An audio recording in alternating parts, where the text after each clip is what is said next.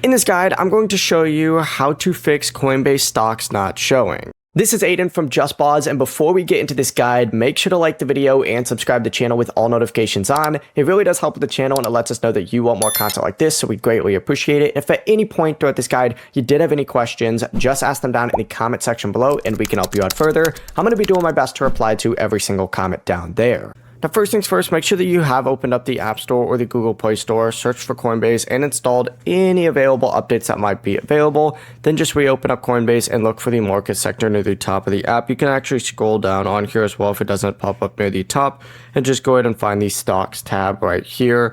Go ahead and select stocks when it appears, and then scroll down on here, and you're going to see all of your current stocks if you have any.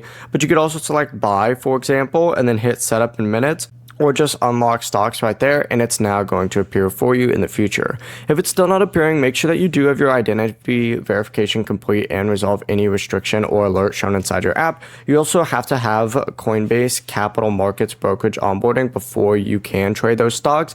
And keep in mind that stock trading is only available to eligible customers in supported locations, and Coinbase is gradually rolling the feature out on mobile, so just keep that in mind. Because of that, there may not be nothing wrong with your app if stock still isn't available and you just have to wait a little bit longer. Before you do leave, make sure to like the video and subscribe to the channel with all notifications on. It really does help with the channel and it lets us know that you want more content like this. We'd greatly appreciate it. And if at any point throughout this guide you did have any questions, just ask them down in the comment section below and we can help you out further. I'm going to be doing my best to reply to every single comment down there. Peace.